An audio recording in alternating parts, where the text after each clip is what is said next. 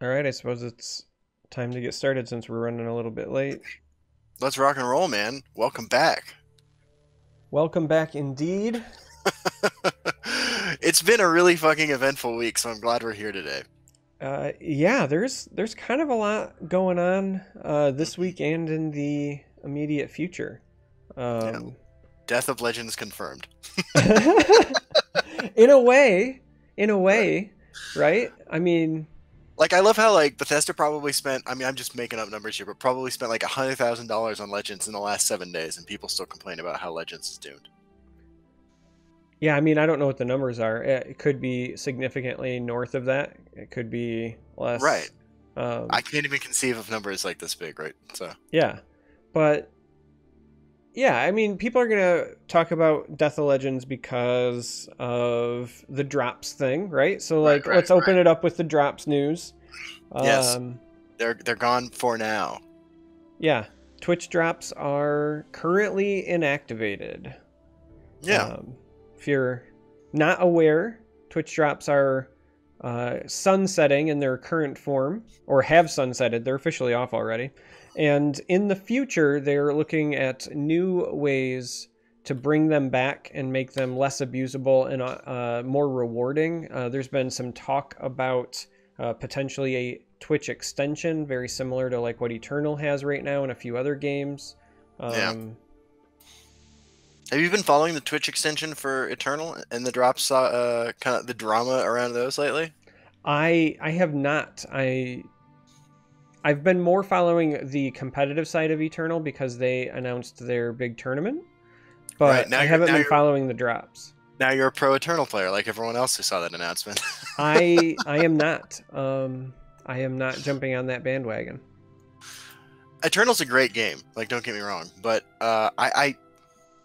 you play enough games like Legends, Hearthstone, Gwent, even, and you go back to a game like Eternal or Magic, and I just can't help but feel like the resource system is a little archaic, to be honest with you. Yeah, I mean, I really enjoy Eternal. I've played the master rank in it. I think that many of the mechanics in it are very well designed, but I do not miss getting mana screwed slash mana flooded. Right. The old magic thing. Um, Exactly. I like to play the game kind of casually. I did like sign in and claim a bunch of packs because they had the Twitch Prime promotion and so forth. But Yeah. no, I'm still playing a lot of Legends, and I'm still playing some other card games, but Right on. a Some other lot, a card lot, games. a Yeah. lot of a lot of Legends. I'm definitely playing a lot of Legends too. There was a period, like a couple months ago, where I was playing more Legends than I had in forever. Hmm. As the Master Series was going on, I was just super jazzed. I was having a great time playing, and it's not that I dislike the game now. I just my enthusiasm has kind of waned a little bit as we like enter this like transitional period, and I'm just sort of waiting for the new client. You know? Yeah, which is right around the corner. So that's the other big news that we're going to talk about. Right. The new client is coming Monday. I know. It's kind of hard. Like, isn't it weird to say that? It's Yeah, weird to say it's right here. Like, this is actually happening now. it's It's weird. looking like September. It's weird to say anything about the new client publicly because for so long we weren't allowed to. And that's fair. That's definitely fair. Um, that I still like every time I'm about to say it, I'm like doing a mental check. Like, can I say I this? know. Yeah, I can say this. But yeah, I mean, it's like right around the corner. There's going to be an extended downtime Mhm. on Monday, and then that'll be it. So this is officially our last podcast Yeah. on the original client. You know, Um, you're gonna have to make a new fun and interactive podcast screen. I've been going back and forth on whether or not I'm actually going to do that. So, if you're listening to us for the audio version, when we do this live and on the YouTube video and so on and so forth, Yeah. we're kind of painted against the board, the game board of the current client. It's the Right. scroll and the table and the books and the candles. I don't know if I'm going to leave it for nostalgia or if I'll No. update it. We gotta upgrade, man. And actually, it's not even an upgrade, to be honest, because I like the way this client looks, but I have to admit, I really enjoy the color palette of the new client. I really like it. Yeah, I think that the new color palette pops a little bit more. I Yeah. like that the table is a little bit more of a darker brown instead of like this almost like pale parchment, just because Yeah, you and I have said that Legends has fantastic art for a long time. And it absolutely. makes the art, I think, pop more when you have that contrast of like the darker brown. I agree. So I agree. Um, so I'm planning on streaming tomorrow. Sandra and I have been streaming on Wednesdays and Sundays. We've joined the Twitch world. But I might tear up, honestly. I got a little nostalgic. Like in fact I went back yesterday and I recorded a video with the 2016 Scout deck. This is how like in touch right now I am with the past of Legends, you know. yeah, we were talking about maybe updating this background to the board, but I know how well received the like purple constellation look is. Maybe we just put that behind it. I agree. I think that'd be great. I like the purple look. Yeah, I I do like too. it a lot. I know a lot of people don't though. Maybe I'll make it like a slideshow or something. Yeah. Yeah, maybe we'll do that. Maybe I'll actually just make it so that it's like high res HD Legends art Do we floating have back there. do we have the budget for that? Yeah, I think that we have the budget for something like that. Listen, we're big time sponsored stream now. Are you kidding? I tweeted at a local company located less than a mile away from my house, whose Twitter account I have more followers than. And I was like, hey, if you give me 30 cans of your drink, I will drink one in a video every day for 30 days. And they said nothing. I can't get anyone to sponsor me. Yeah, me either. I'm trying to support local business here and score free drinks. Yeah, me either. Maybe someday we'll get a real sponsor. I must say I'm really enjoying your new background as you get moved in though, right? Oh, Like the thank you. Yeah. bookcases. Yeah. Thank you. Celine is always welcome. She is. Now that she has like more space, like actually to be honest, our new place is smaller than our old place, but we own it, which makes all the difference in the world. But now that she has her space and the other cat, Jazargo, has his space, she's down here a lot. Yeah. Oi would be in here all the time, but whenever we're doing stuff like this, I feel bad, but I kind of have to kick him out because he snores so loud. Oh yeah. Yeah, I mean, it would just come through nonstop. That's fair. He sounds like a lawnmower. Kazoo, Jacob, Aeolus, Agent X, it's good to see you all. Yeah. Welcome. Hello, everybody, and welcome. We need to have Aeolus back on the show. Yeah, we do. I mean, there's still a lot of people that we haven't had on. I know. That I want to have on.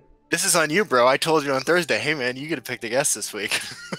Yeah, we ended up with no one. Yeah, I know.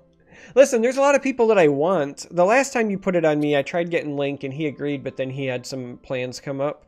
I really want to get Link on. I want to get Matt on, but it's so hard because of the time zones for Matt. Here soon, probably a week or two after the client, we'll probably have Arkham Warlock on because he's going to be doing the survey related to the new client. Also, Arkham Warlock is the guy who helped us discover that there is a way you can bribe your way onto the show. Oh, yes. Yeah, that's also true. That is in fact also true. Yeah. But, are we allowed to, like, yeah. We repaid him. Yeah, we repaid him. Yeah. But I'm excited for the new client. I'm really curious to see kind of what like the immediate fallout is. Like long term, I know I have full faith that they'll get things sorted out. If you're listening to this, just know there will be bugs. This thing was built from the ground up with brand new source code the whole way through, right? Expecting there to not be bugs is just too much. But you know what? I gotta say, the bugs that I'm aware of, that like nowhere near the kind of bugs we dealt with in closed beta. Yeah, and to be honest, even bugs that we've had in the past. The bugs that I'm currently aware of are nothing to the level of like Embassy Disguise, for example. Right, and honestly, not even as bad as some of the stuff that's still in the game right now. Right. But that being said, that's just the ones that like we're aware of. So I would say, just be patient. There's going to be bugs, but if they get them solved quick, I think that's going to be the real test for Sparky Pants and how they build faith with the community.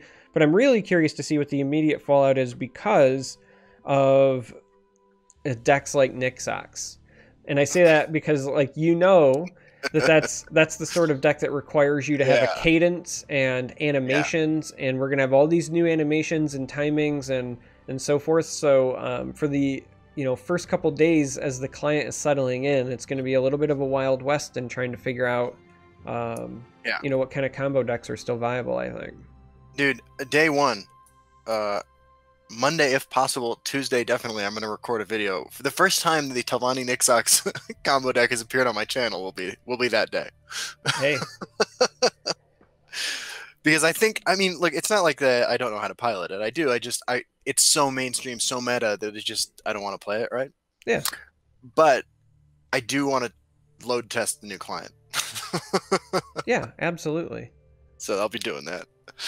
So look I'm forward to I'm that. really excited. I've got a request a little bit ago. Somebody wanted me to do like an updated arena run slash guide, and I was kind of waiting for the new client because Yeah, just made sense. So there's a bunch of new videos yeah, and things that I'm really excited to film as well.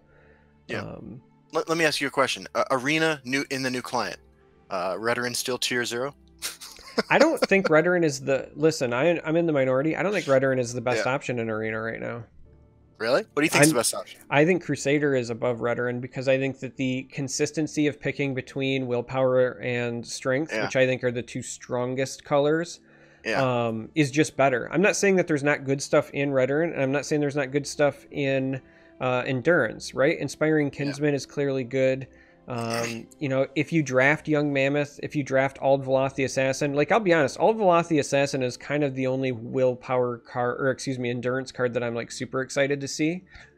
All of the other offensive cards, is the way that I would Mm, describe them, are in Crusader. I think Knight of Nisus is incredible in arena too. But yeah, I would agree that all Balathi Assassin is #1 reason to go Redoran. Yeah, here's the thing. I almost never base my decisions on like epics and rares when I'm doing my arena tiering because I think Yeah, it's too inconsistent to count those. But like that's fair. even if you go to the epics and rares, I would still rather take the Crusader ones, right? Like I think a Markarth Bannerman is far better than a Knight of Nisus when it comes to epics.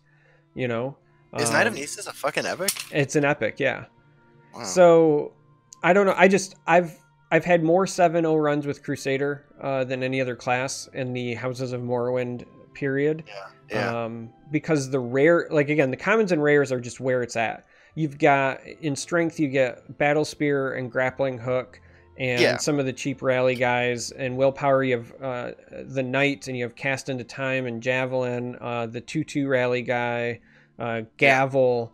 I just think Crusader's yeah. just more consistent. So I've had times where I was offered Redoran and Crusader, and I'll pick Crusader every time. Redoran's probably a close second, but even though I would probably rate it as Yeah. second, I have more 7-0 runs on Halalu than I do on Redoran as Oof. well. I don't really like green in arena right now, to be honest with you. I know a lot of people don't, but there Yeah, are some really good commons and well, I say uncommons, but commons and rares yeah. in agility as well. Thinking like Like Awakened Dreamer can snowball with the right equipment in Halalu pretty hard. I guess that yeah, one's pretty. Cut Purse is actually pretty strong still in arena. Yeah, Um, yeah. Cutpurse will Cliff always be. Racer is pretty good. That's fair. Like there's a few there. I've played a shitload of arena lately. Like, the longer we go without new content for constructed, the more drawn I am into arena. This just happens every cycle. I've been playing quite a bit of arena, and I think that my body is ready, my mind is ready for a fucking arena leaderboard. Like, Yeah, I've been crushing it. I'm having a great time with arena. I need more, and especially now that event tickets are gone, I don't have to worry as much about people discarding drafts until they get a good one. oh yeah. I mean that's fair. Like, I have to admit, one time I went through 12 event tickets trying to draft a monocolor deck. And I'm actually convinced now that there's an algorithm in place that makes it impossible. I mean you're probably not wrong. I've done it in solo arena. I've drafted a mono purple deck in solo arena, but I've never but that was several expansions ago. I've never pulled it off in regular arena, and I've probably spent thousands of gold and dozens of tickets trying to do it, just because I think the memes, think it'd be great.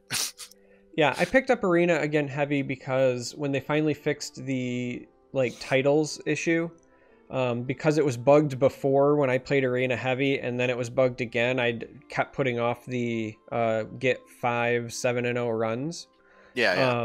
But I did that in like after I sat down and I was like, hey, I need to do this, and I was at like 1 of 5 after all the bugs sorted themselves out. I did that in like 10 days or whatever, doing an arena run or 2 a day. So it went pretty well. I think that I'm ready to go. I did craft, so I did get the title last night, and I did craft a Lich's Ascension last night. Yeah. Because that was the last thing I needed to get all the titles. So I officially have all the titles now. Look, Barter Lich's Ascension is like, what if Thoughtseize required you to discard a card?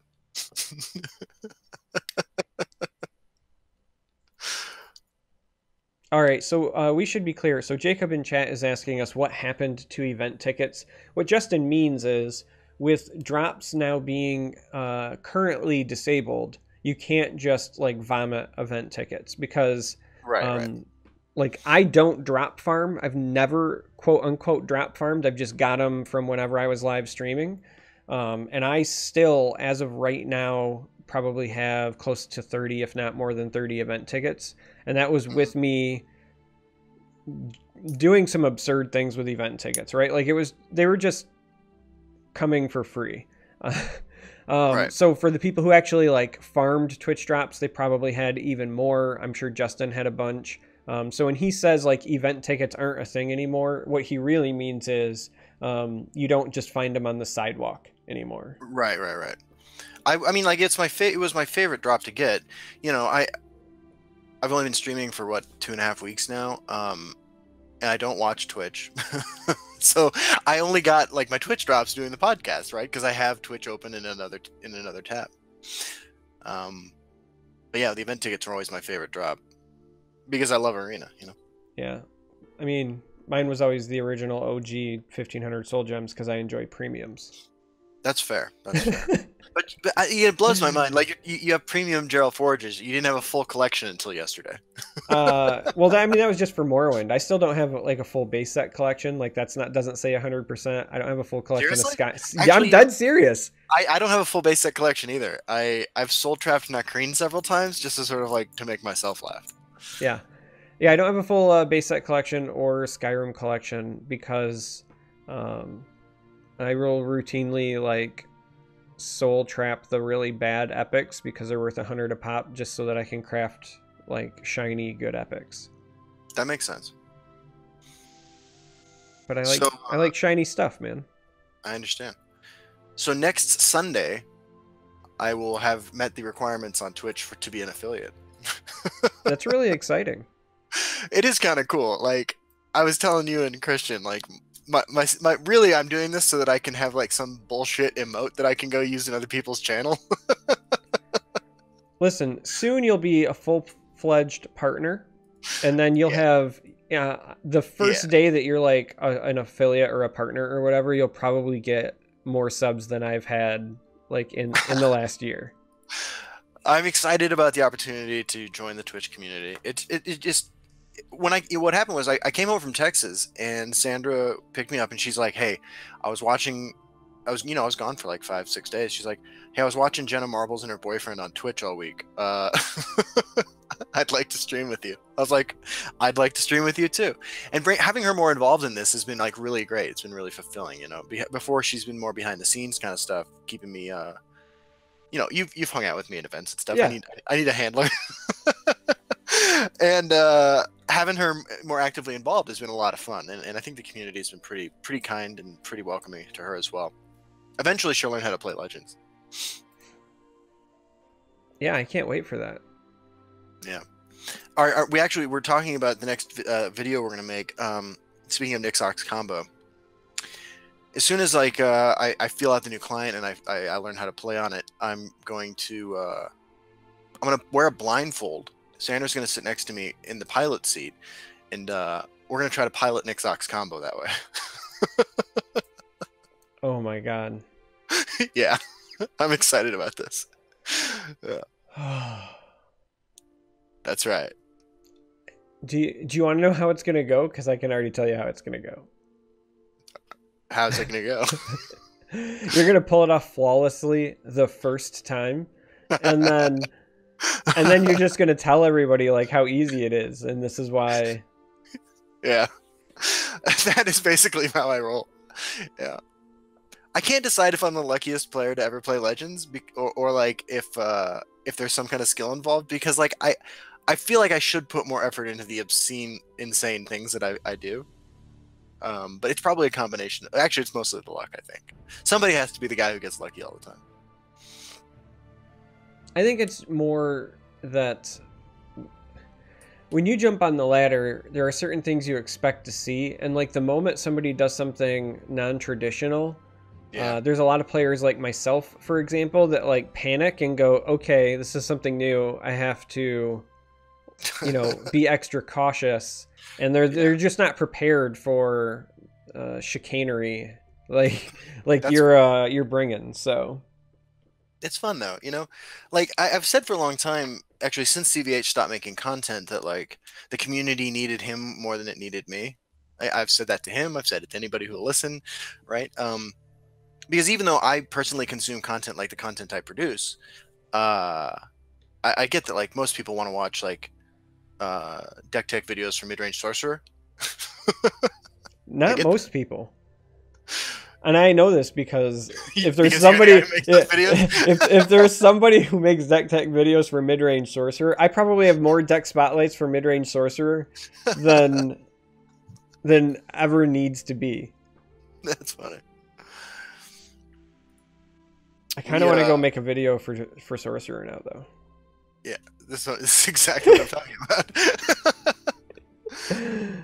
I don't know. Look, Legends is a fantastic fucking game, right? And I've always said this. It speaks to the high quality, relative quality of balance, and game design in general. That like you can meme as hard as some of us like to meme, and still be relatively successful.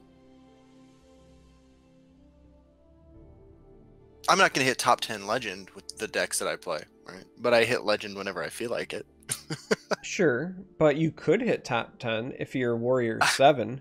Shout out to Warrior 7 for being the kind of guy who can just climb like hundreds of spots on the ladder with just anything. Unite the houses? Yeah, sure, no problem.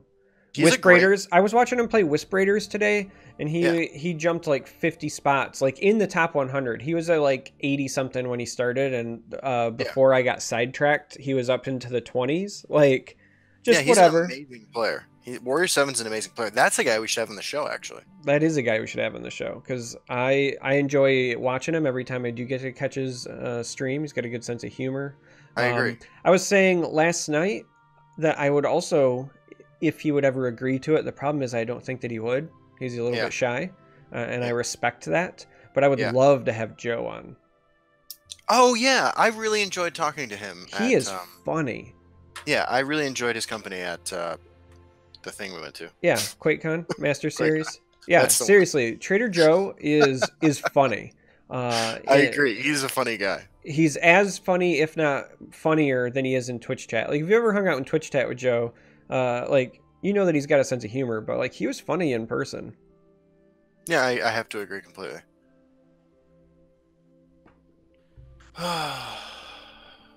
So, I saw a post on Reddit today.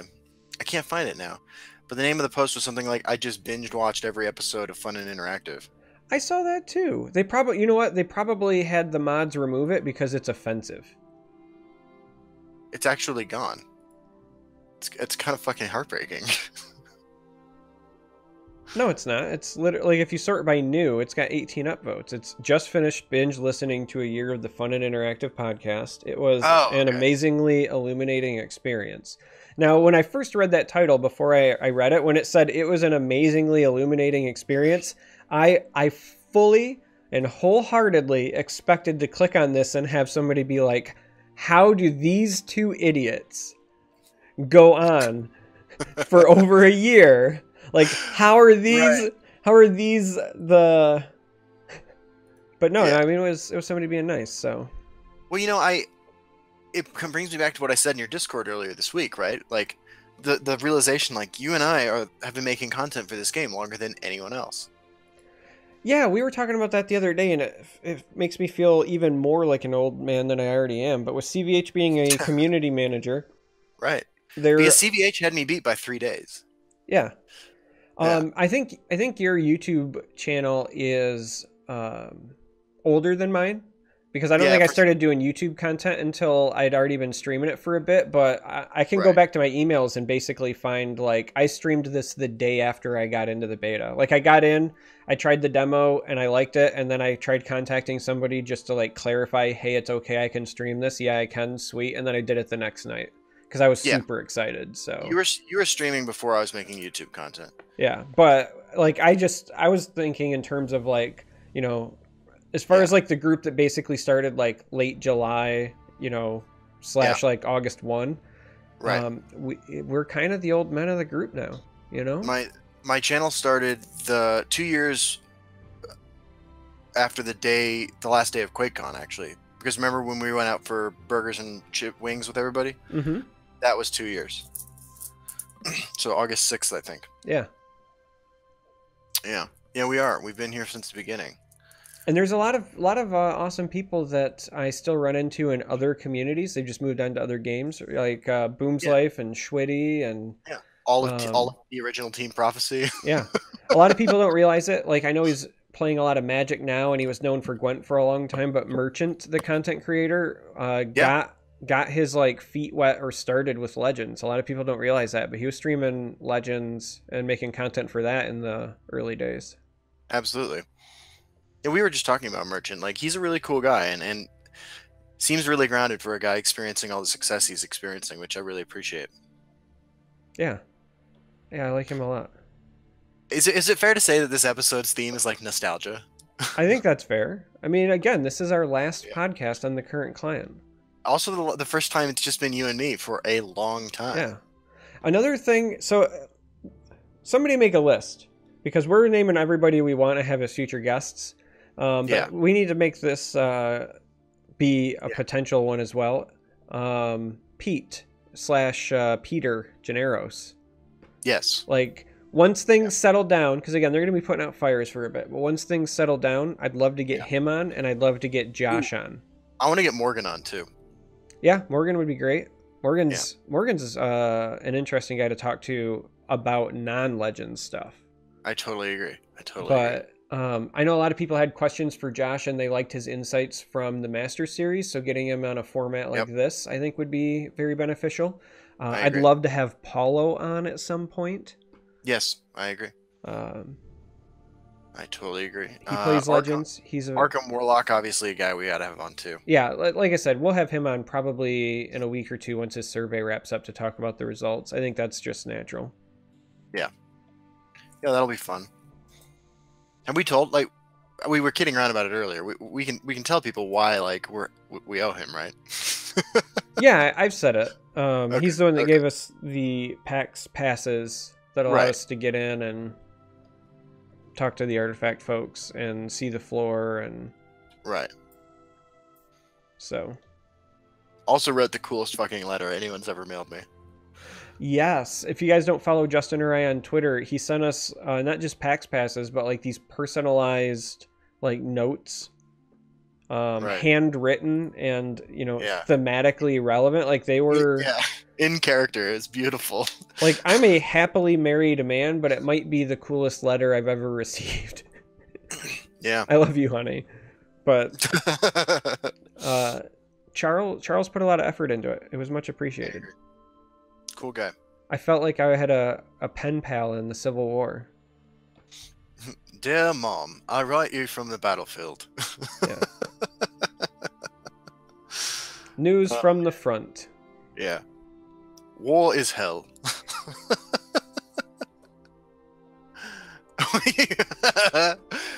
There's your wife.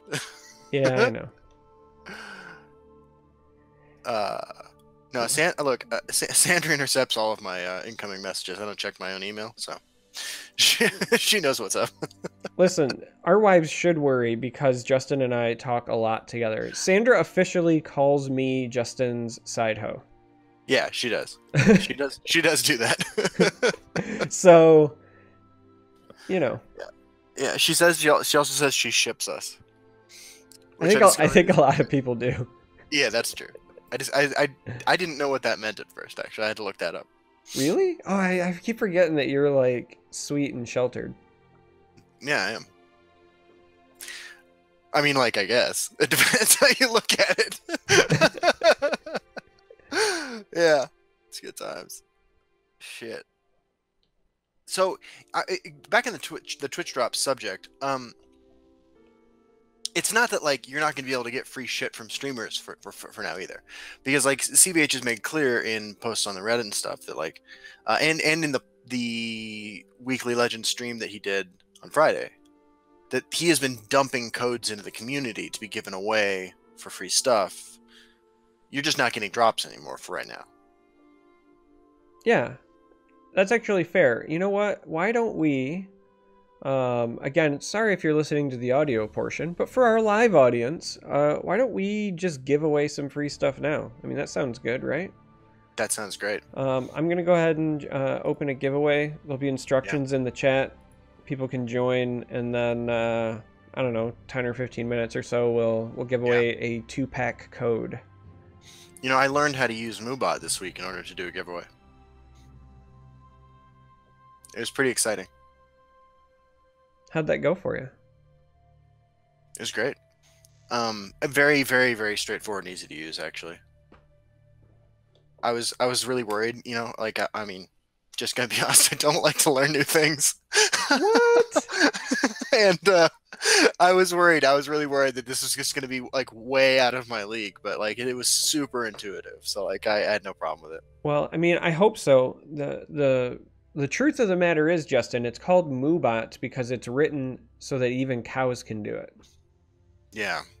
I actually That don't makes know if sense. that's true. I'm just making that up. It's a cute name. It's a cute name. Heatfire Ash says Moonbot sucks.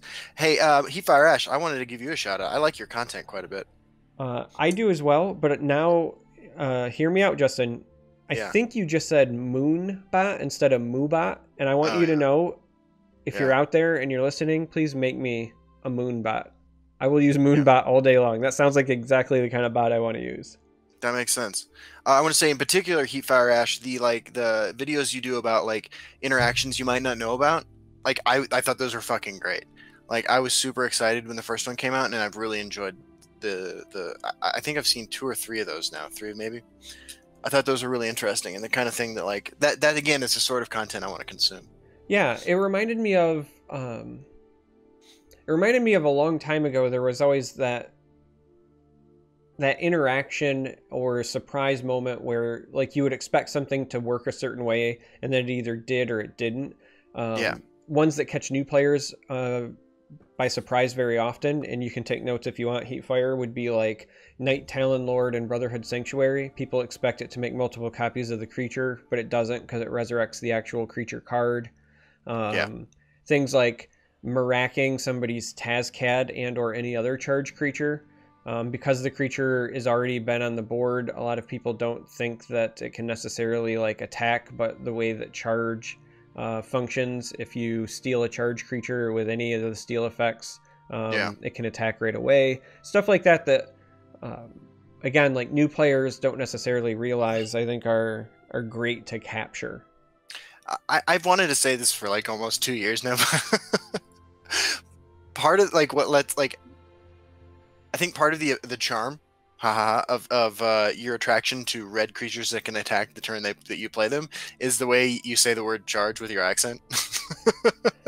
Listen, my wife has been making fun of me with the way I pronounce words lately, and now you're telling me I have an accent, and I don't even know what this is. What is my accent? You 100% do. It's just like, hey, I live near Canada. But I'm not Canadian, but I live near there.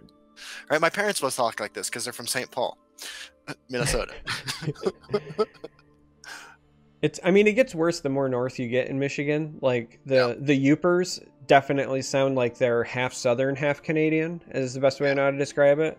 But like whenever I say sure, like my wife, that's another one. Yeah, she always like, I love the way you say that, sure, right. because everyone up here says like sure. But I say sure because that's just I don't know, it's the way I've always done it. And she kind of mocks me for it. I say comfortable instead of comfortable because that's the way the word is spelled. You savages, it's comfortable. But yeah, so apparently I say charge funny. I mean, just like a little bit of like, do you want some bars, eh? There's just a little bit of that in there. Oh man, I'm gonna be super self-conscious about this now. No, it's okay. It's great. I want to learn. I want to learn a New Zealand accent. I keep saying that Aeolus needs to teach me. I've been trying to. I think I can do Australian, but I don't think I can do New Zealand. Yeah, because whenever she writes my name, she writes it CHAHMAH. So Chama. Yeah. Chama. I can't even Chama, and so I want to learn that. Right. If you don't, fuck, dude, I can't do New Zealand. Jacob in chat says, Charmer, say the word balance. It's my favorite pronunciation of yours. What do I say wrong with balance? No, it's not that you say these things wrong. It's just like it's like a hint of deviated septum. Except I think it's just because you're from the north. Listen, I've broke my nose twice. All right. So that might have something to do with it. I've suffered a lot of head trauma as a child. That might be it too. Yeah. Ayla says, just do the Australian, but a slow cousin version. That's cute. Yeah, but I can't do Australian either. I always thought of the Australian accent as like a British trailer park. Yeah. That's funny. You can't do the Australian accent. Yeah, I can't do the Straya. That's me trying. I was just thinking. Hold on. I was thinking about the accent I do know you can do. You gotta go in there and give 110%, right? Yeah, but you just did it. You just did my accent, but Australian. My accent is significantly more like rural Michigan militia. Yeah, it was great. It was great. Speaking of militias, I've been watching A Handmaid's Tale lately. That show is, first of all, like incredibly depressing, but I have really, really enjoyed it, and I can't believe it's taken me this long to watch it. I'm on season 2 now. Yeah. Are you hyped for Venom? I'm kind of listen. I'm really depressed. I like Tom Hardy. Yeah. I really like Riz Ahmed. I don't think Venom's going to be very good, man. Yeah. Yeah. I don't think anybody looking at the trailers is like, oh, this is going to be a good movie.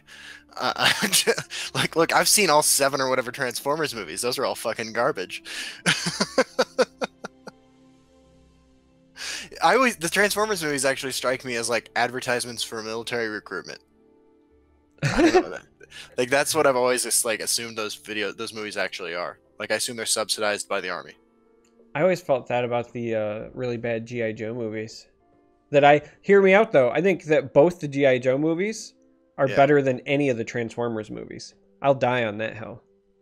Wait, I'm sorry. I was reading. I saw my name and I stopped paying attention to you. What movie are better than the Transformers movies? Well, literally all of them. But I was saying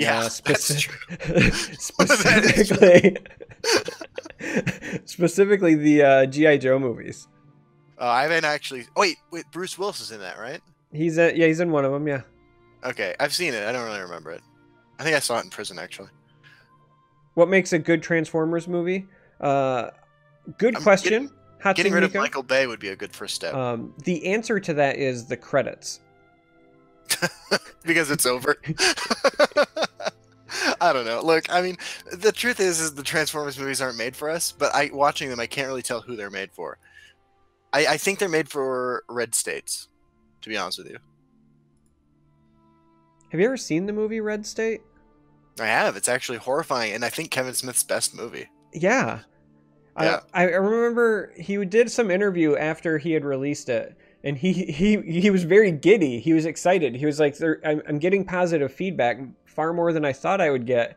And the best compliment that he kept getting was people said it didn't feel like a Kevin Smith movie. And he was like, that was the best compliment I could have ever gotten. I don't know that I've watched any of the Kevin Smith comedies since I got sober. I don't even have any interest in them. I like Dogma still. I mean, like, my recollection of it is that it's really funny. I probably, like, all the ones that came out before I got clean, like, I watched, you know, a half dozen times at least, but I don't know. I never think to myself anymore, like, I need to watch a Kevin Smith comedy. Yeah. And I used to have that thought. I mean, I don't like sync it. I don't seek it out. Sorry. Now I'm extra paranoid about all my pronunciations. Yeah. I don't seek it out, but it's got a good cast, you know? Like, if I had to pick one, it'd be Dogma. Buddy Christ is funny. Alan Rickman. Yeah, I agree. It's a really funny movie, as far as I remember. My favorite has always been Mallrats, though. I don't know why. I mean, besides the fact that I used to dress like that and hang around malls. Like, I guess that's probably part of it.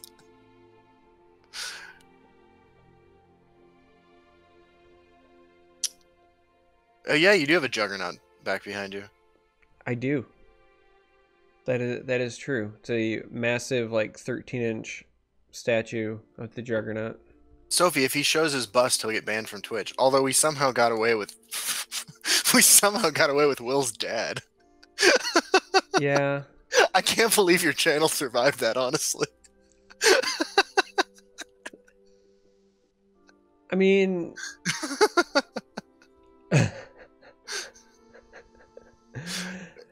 yep.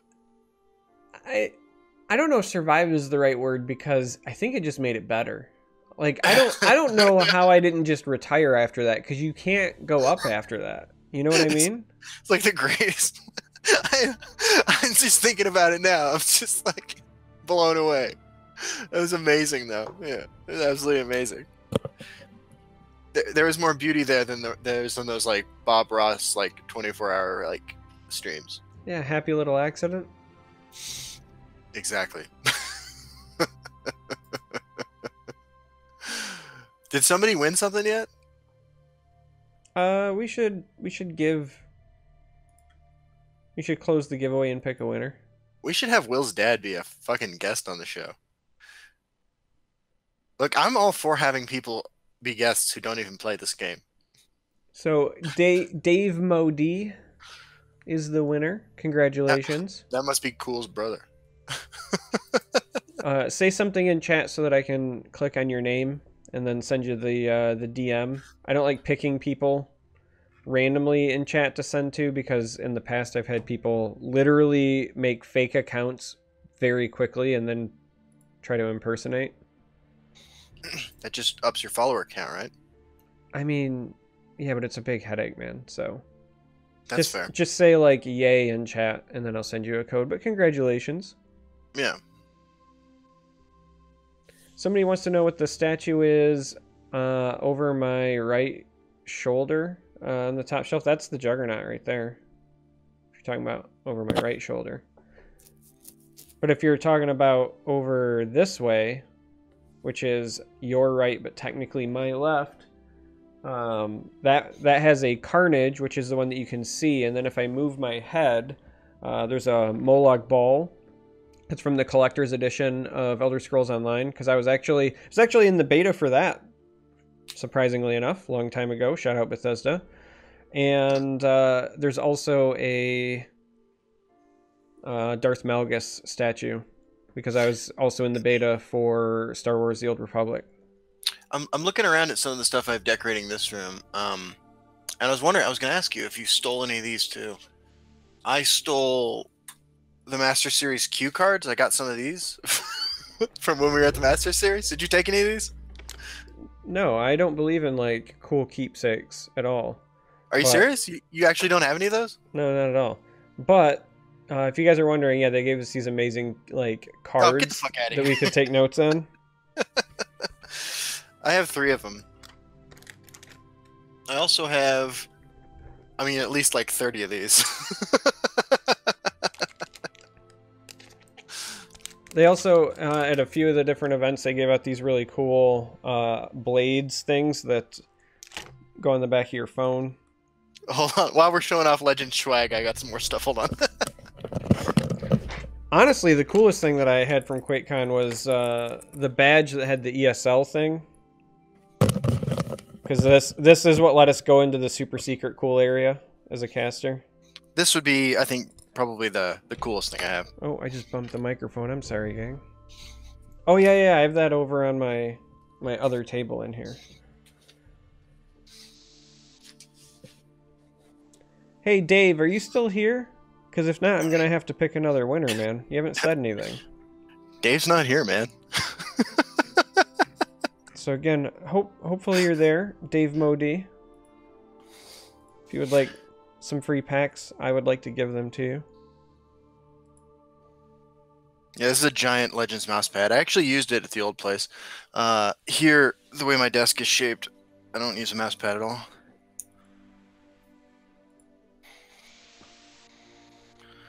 What else do I have laying around here? I mean, I have like 6 pairs of Legends gloves, which I always plan on doing something with. But then I think to myself, how much would it cost to mail these to people? And then I discourage myself from doing anything with them. I only grabbed 2 pair, and it was for my kids. Yeah. They're not bad gloves. I mean, they don't keep your hands warm, but they're not bad gloves. Ah, Burns still has his badge thing with his name on it from QuakeCon as well. Hey, right on. Yeah, mine is right here, I think. Oh, no, wait, this is a PAX badge. Yeah, mine's somewhere. It's cool, though. I mean, you accumulate these little keepsakes, and then, Yeah. the theme of the episode is nostalgia, right? Like, this is the end of an era, I need more badges. So if you're listening, either send me to TwitchCon or send me to PAX Australia. I'd personally like to go to TwitchCon because I've never been, and as a partner, there's a lot of stuff I'd like to do. Yeah. But there's a part of me that wants to go to PAX Australia because I know that Eolus is going to TwitchCon, and it's at the same time. And it would be really funny if I was like in her home turf the one time she was in the States. That would be pretty funny. Actually, you know what? I'm looking into something right now. Like I could hang out with Link and we could send photos. Yeah. Ooh. Derek. If we host the podcast on my channel for a month, I can hit partner. I'll meet the requirements.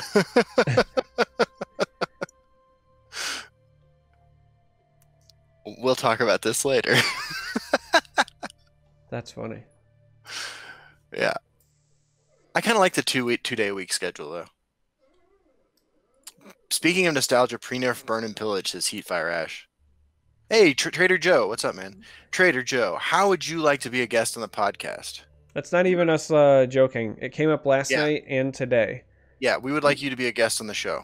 We would love to have you because both of us find you absolutely hilarious. You're also incredibly knowledgeable. But if you don't want to do it, like, I get it. I respect that. But we would love to have you on. And ironically, more charming than Charmer. Yeah, significantly so. Yes. No, we're totally serious. I just remembered that the Agent X in chat is the guy who won my 60-pack giveaway yesterday, or on Wednesday. Do you want to know, I don't know if I mentioned this, or if I did, I think it was in passing, but do you want to know what the, like, perhaps funniest thing for me from QuakeCon was? As a throwback, since we're doing Nostalgia Master Series? Yeah. Was the complete and total random stranger who walked up to me and was like, "Hey man, I won over $1,000 because of you. Yeah. Thank you." That was pretty funny. Because the previous year at QuakeCon, they did a tournament that was only at the show, and the guy was like, "I don't know how to play this game, so I just looked up meta decks and I used your time to fight, and I got second place and won over $1,000. So thank you." The guy lucked out, man. He chose a good deck. I once put a deck on legendsdecks.com, like an 85 card tribunal deck full of just randomly selected cards, and I named the deck Vote This Deck Number 1, and it's one of the highest ranked tribunal decks on legendsdecks.com. Hey, just so we're clear here, Joe said, yeah, let's do it. Sweet. How do you feel about next week, Joe? You could be our first guest on the new client. Yeah, that'd be pretty sweet. We'd love to have you. All right. Also, Dave Modi did not get back to me, so we're gonna pick a winner. I believe I already took the opportunity to say this once, but I'll say it again. Dave's not here, man. So, Big Burns, if you're here, say something in chat, and I will give you 2 packs. I'll give you a code that you can redeem for not 1, but 2 packs. Yeah, the fourth highest voted tribunal deck on legendsdecks.com of all time is a deck I called Vote This Deck #1, and it is just utter trash. Oh man, I was just saying earlier that I keep Oi out because he snores and Yeah. he's wandered in now. So to the people listening to the audio version in the future, I'm sorry. That's not a lawnmower. That's not an earthquake. That's my pug. Pug life. Pug life. So last 2 weeks ago, Jazargo, or right when we got him, Jazargo had an upper respiratory infection. He's better now. Now Celine has it, and I can hear her sneezing back here. Yeah, that doesn't sound good. You got meds still from when Jazargo? Yep. Good. Yeah, they actually told us to anticipate both cats getting sick, so.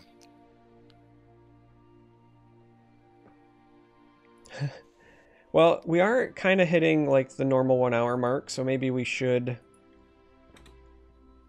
start taking chat requests. Again, We're ready. also just as a heads up, somebody needs to speak up. I would like to give like packs away, and the winners that I have chosen are not saying anything at all in chat, so all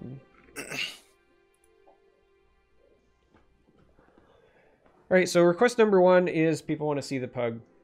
Come here, Oi. Let's see it. Oi. Come here, buddy. Oh, that your dog's named Oi. Yeah. That's another thing that like one of you northern types would say. Well, he's named after the Billy Bumbler from the Dark Tower series with Stephen King. I read the first Dark Tower book, and it was like a great Western novel, and then like I didn't read it anymore. And I understand that they get really fucking weird. Yeah, they do. They're like a high fantasy Western. There's like magic, and Billy Bumblers are basically like talking dogs.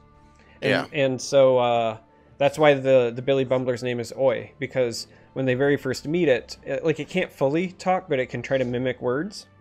And they're like, "Come here, boy, come here." And so it hears them saying boy, so it barks back oi, oi, and then they name him Oi.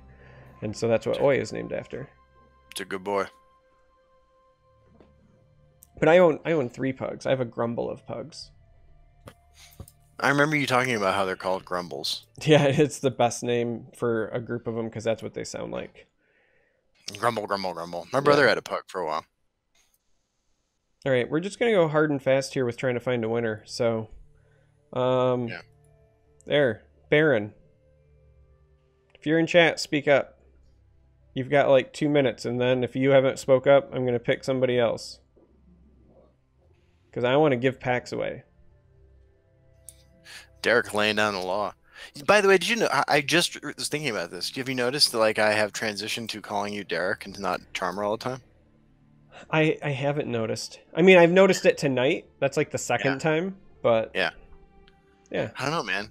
Because like I was thinking about how like in person, the first couple times we hung out, I called you Charmer, and I was like, what the fuck is wrong with me? I mean, listen, like CVH refuses to call me anything but Charmer, so yeah, that is true. It's whatever's comfortable. True. I've heard that. Yeah, it's whatever's comfortable. I just at the Master Series, I didn't want to be like the only person just going by like the non-name, and then CVH was like, "No, I'm just gonna call you Charmer anyway, so you're stuck with it." Because it was literally like Justin Larson, Corey, CVH / Christian, Josh, and then Charmer, and I was like, "Why am I the odd man out?" And he was like, "I'm gonna call you Charmer anyway, so you're stuck with it." It works. You know, they actually talked about upcoming, like they talked about the success of the Master Series during the stream on Friday. Did you catch that? Yes. That's pretty cool. That was pretty cool. I'm really glad to hear that was really successful for them. Yeah, I'm ready for more. I am definitely ready for more. Yeah, I call CVH Christian when I talk to him. I go back and forth. But not so much because CVH is like his tag. like to me that's more like his nickname because it's his initials. It's no different than like I've got friends that I know personally, for example, that I call them by their last name or by a nickname just because that's kind of like what they're known by. Like for a long time, I had a lot of friends that were named Michael. Like legitimately, I was hanging out routinely with like 4 or 5 people all named Michael. So I would go to their last names pretty often.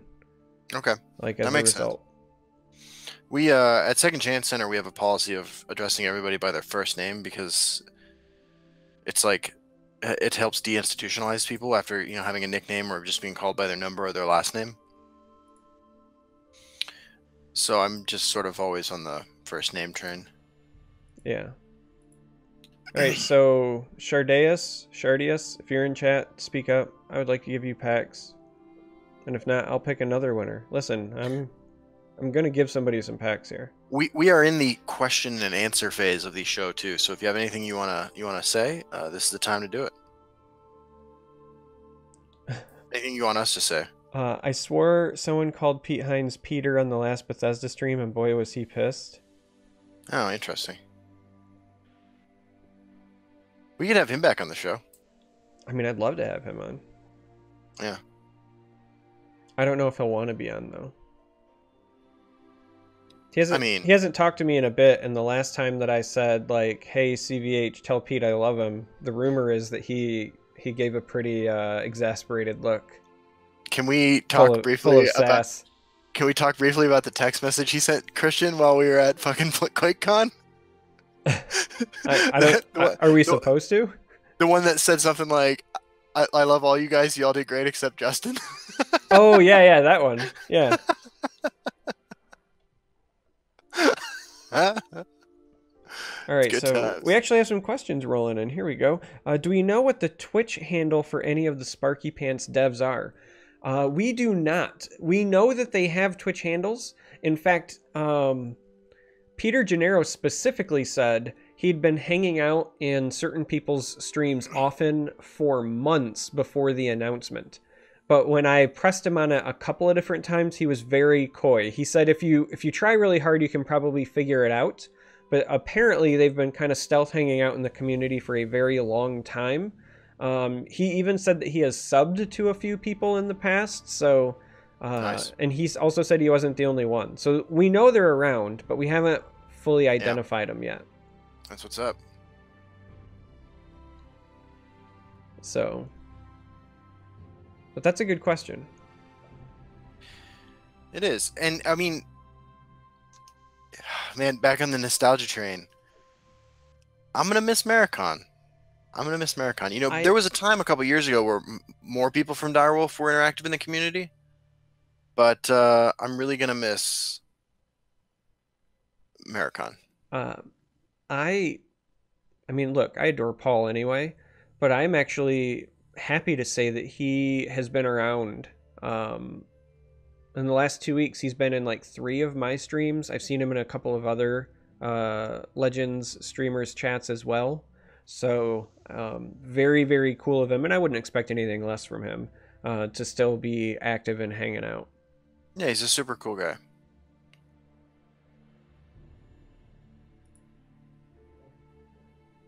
Hey, Eggsy, speak up if you want some packs.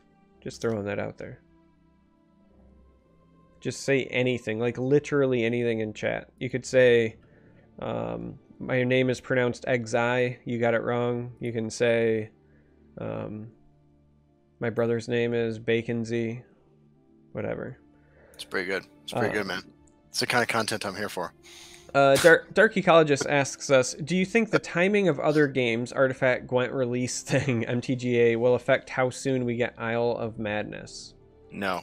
Yeah, I would agree with that. I would say no. I think that there is one thing and one thing only that is going to determine how fast we get Isles of Madness. And that is going to be stability. Derek, your fucking view bots keep winning these things. Yeah, I know, right?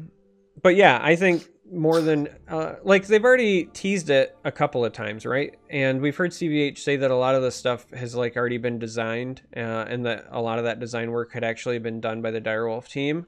So for Isle of Madness, I think that right now their focus is like get the client working, get all the bugs sorted out, and then we'll Yeah. go from there, right? I think that I mean, listen, they're aware of what else is going on in the industry, but I don't think that they're going to be like, hey, this thing comes out on this date, so we have to do it on this one. That's not Bethesda style. Bethesda does things when they're ready, you know? So Yeah, I agree with that. Has the file size... I'm sorry, I'm probably skipping out of order. Has the file size of the update new client been announced? It is not. We're told to expect 24 hours of downtime, which actually seems like pretty reasonable, given what's happening. hey, look, Malibu Barbas won some packs. Hey, congratulations, Malibu Barbas. Except it won't let me whisper him because he has blocked whispers from strangers Safe. or something like that. I don't know. Here we go. There you go. Take your code. You got it, Nice. Malibu. So somebody asked, and this is a interesting question. Thoughts on ZeniMax trademark filing Redfall in the same way they did their other Elder Scrolls games titles? I can actually say I have no idea what that is. I can't... wait, do I? I don't think I do.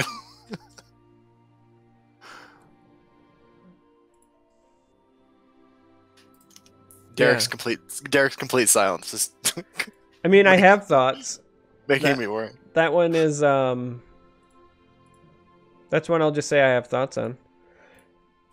Sweet. Somebody asked about downtime, and they said downtime is 22 hours.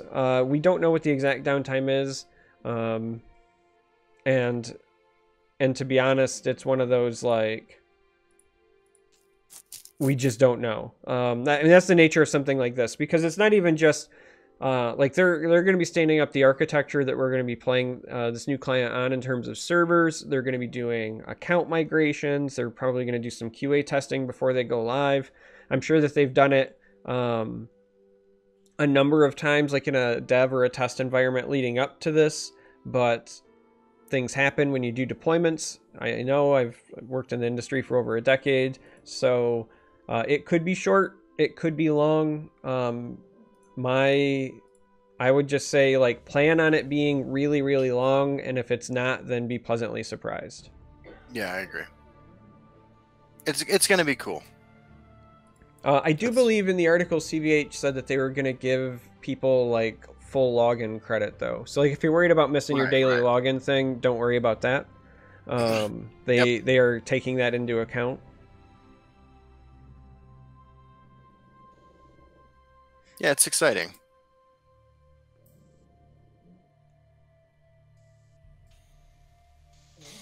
How much time are you going to spend just like trawling through the collection manager, right? Because we saw it what, 4 or 5 months ago.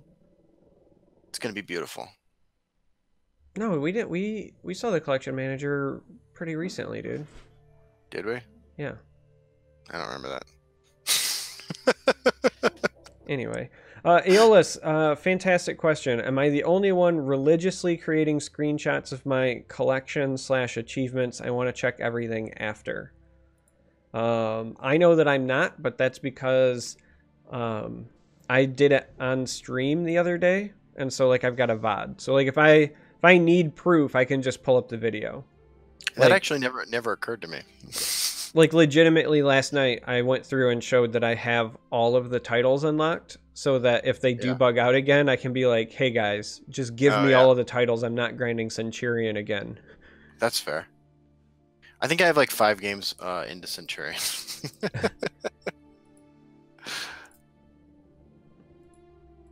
So that would be my suggestion. If you're a content creator, Twitch streamer, whatever, just do some quick video. Like, you don't have to take screenshots. I would just recommend like doing it on stream. You know, here's my titles, here's my collection. That makes sense. And then you have it. That makes a lot of sense. Yeah, every now and then I have a good idea.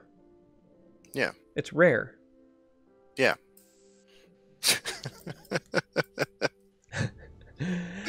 You can actually find a screenshot of my Centurion title on Twitter, Aeolus, because I tweeted the moment I got it because I beat Will to get it. My 100th game was against Will in casual, and he was playing Nixox, and I was playing mono, neutral, Dwemer, aggro, and I beat him. I can appreciate that. That is the creme de la creme of title getting.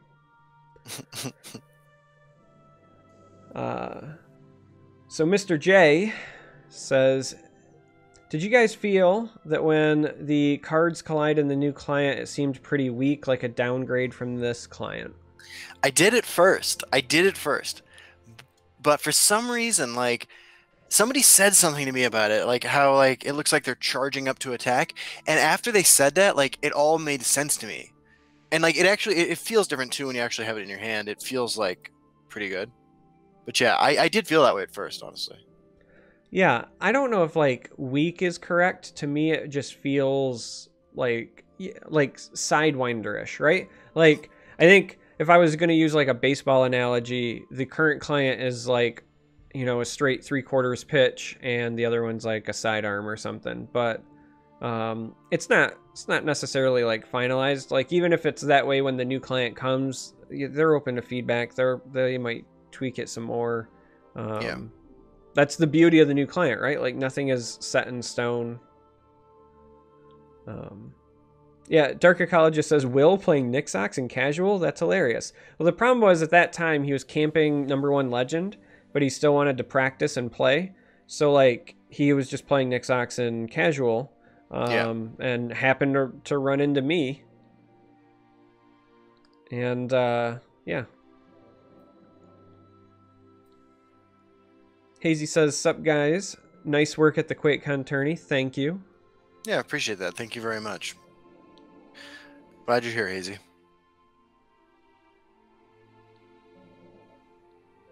You know, I know I've talked a little bit about this on Twitter, but I recently purchased Slay the Spire. It's good times. Yeah, it is. You know what? Speaking about attack animations, somebody today, I was sitting in somebody's Twitch chat. Man, my dog, I'm sorry guys, if you're listening to the audio version of this is exactly why Oi's normally not in here. I'm sure he's super loud, but I honestly can't hear it at all. Well, it's I have headphones on and it's like really loud to me, so I'm also tabbed out watching pornography. But we were talking about like alternate art packages that you want to see, and Shannara was saying, like, wouldn't it be cool if they did a Time to Fight alternate art package that was like a female version of Nord Firebrand, Markarth Bannerman, and like Raiding Party or whatever that made, and all of the cards made the alternate art Firebrands as well, right? So it's an alternate art like Raiding Party or Markarth Bannerman that created the alt art Firebrands. And I was like, yes, take my money. That sounds great. But kind of thinking along those lines, how cool would it be if you had alternate art cards with like really specific attack animations? Like, you know, we got the like characters in this game that are archers. What if instead of like doing the wind up attack, because some of them have comes into play effects where you see like an arrow shoot. What if that was your attack animation? Ooh. Right? Like, I like that. Because I think about I like that a lot. What was a bug, right? So when the Crushing Blow alternate art came out, instead of the bottle getting thrown, it was a boulder, and people thought that was like a feature. And then when they reverted that because it was technically a bug, people lost their mind. And so I want that to come back. I want alternate art cards that have like alternate animations. I like that. I like that a lot.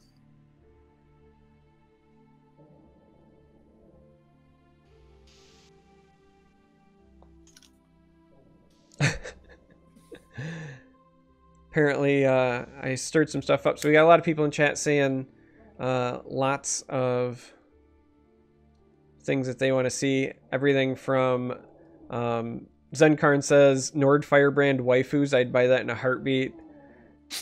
Jungle Main says, I want my goblins with chibi alternate art. What is chibi?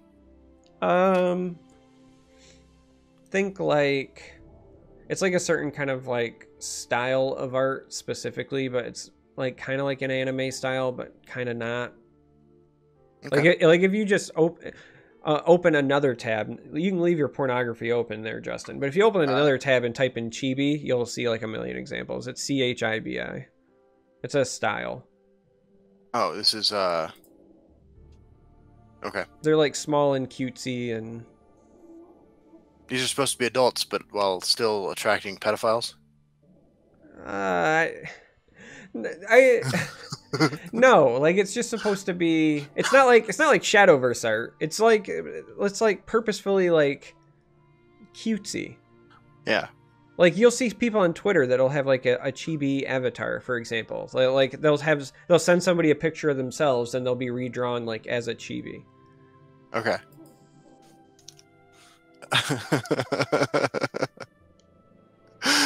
Yeah. Dude, I think I'm just old.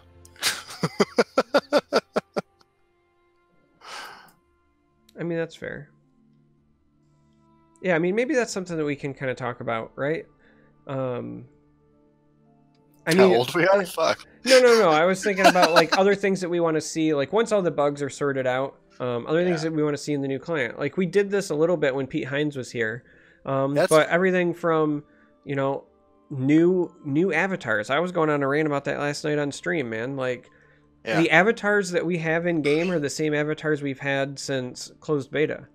You know, we haven't had a single new one for over 2 years. I would like some more avatars. I agree with that. I need a new shiny Khajiit avatar. I agree. That would be nice. Images that we can put for like our decks. You know, like when you pick your deck and you can assign it the picture. I need some new ones there. There were a few new ones added at one point, right? Yeah, they added a couple like per expansion, but yeah, you know. Yeah, I understand. Obviously, we've mentioned playmats. They're going to do the one for now, but more playmats. Those are definitely cool. in like coming in the future. We've heard that many times now. Yep. I think that, so, you know, a lot of people have said, like, I don't like the space theme, right, with Almalexia and the constellations, even though I personally don't mind it. Even just, like, custom load screens and stuff. I think that could be pretty cool. My understanding is that there's going to be a whole lot of customization options in the future. You know, this goes back to that episode we did with Pete last year. You know, like, these are all things that he was aware that they wanted to do back then. Right. Yeah. And that we still want to do now. Yeah, I mean, that makes sense. Joe, Trader Joe says maybe they could implement some kind of 24/7 drop farm system for newer players. It's a great idea, Joe. This sort of content's why you're going to be on the podcast. Oh. Yeah, a couple of people in chat are mentioning the level cap, and that's again something we've talked about, potentially increasing. I want the level cap to increase so badly. I just want that sense of pride and accomplishment. Yeah, I mean, even if it's not tied to like new cards and upgrading new cards, even if you just got like when you hit, you know, level 51, you get like some packs or something, you know, like. Yeah. I agree. Or maybe again, titles or avatars are tied to that, you know. Maybe that's the way they tease those out. I have to agree.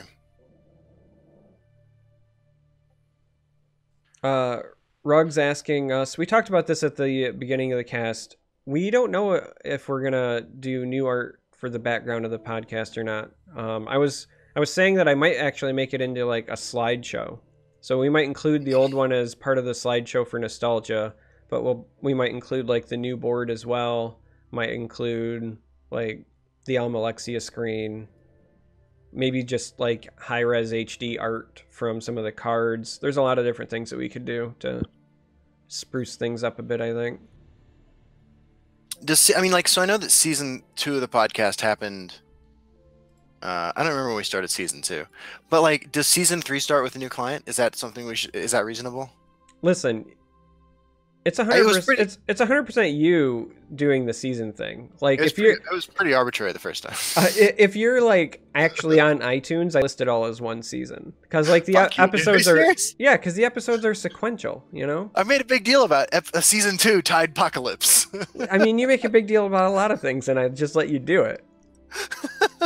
I'm a hype man. Woo. That's funny.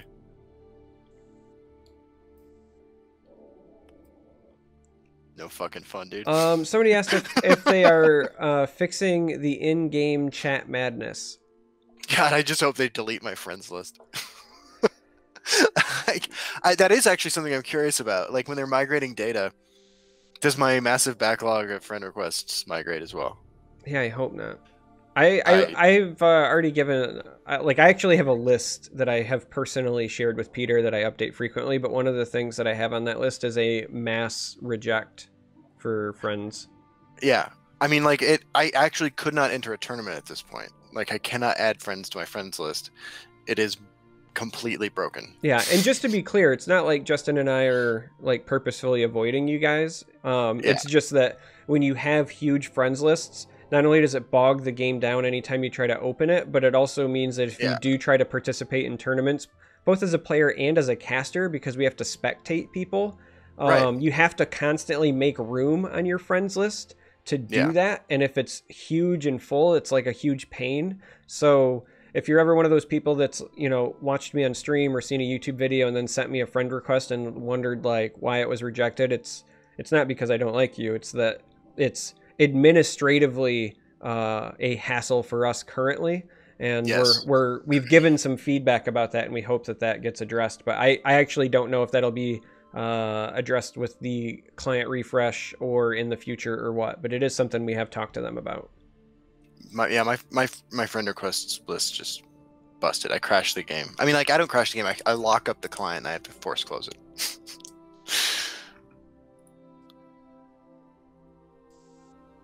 It hurts. It hurts something fierce. Elder Troll Legend says, "Give me some nips, please, guy." If it wasn't against Twitch TOS, I would do it happily. But bravo to the name. That is a fantastic Twitch name.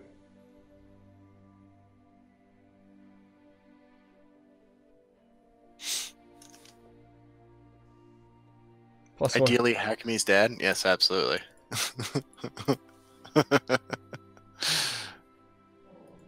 Yeah.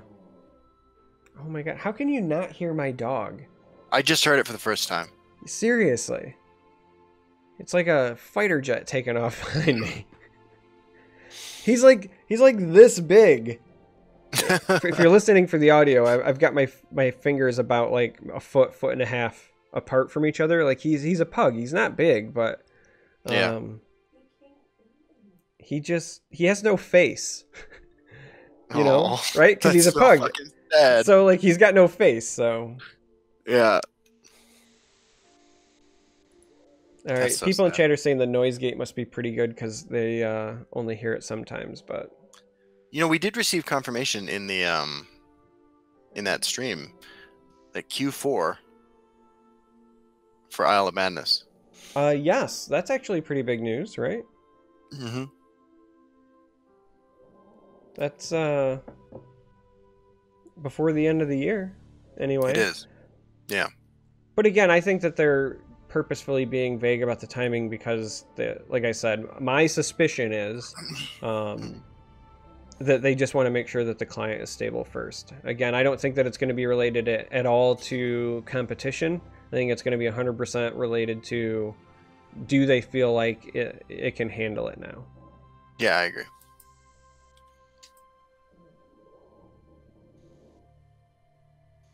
I can't imagine. I'm just thinking about that guy who posted on Reddit that he listened to the entire year run of the Fun and Interactive podcast. Oh, I know, right? I can't imagine.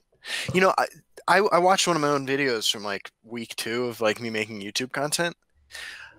Like I could not have less in common with that guy as far as like the way I present myself on videos and stuff now. Like there's so much like confidence and like also just like feeling comfortable in your skin that like comes along with doing this for so long. I have to imagine the podcast is the same way.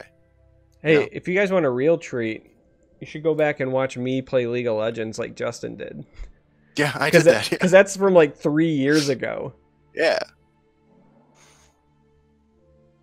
It's good times. Yeah.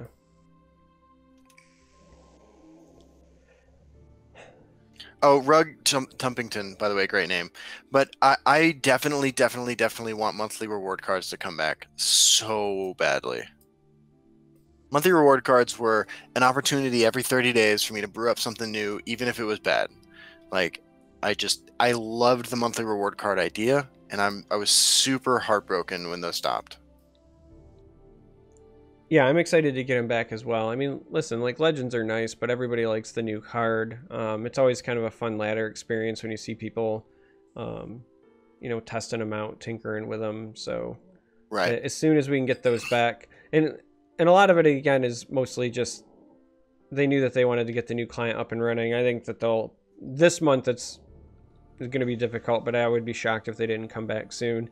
Justin and I, real truth to this, 100%. Justin and I both pitched to CVH. We were like, hey, we'll make monthly reward cards for you.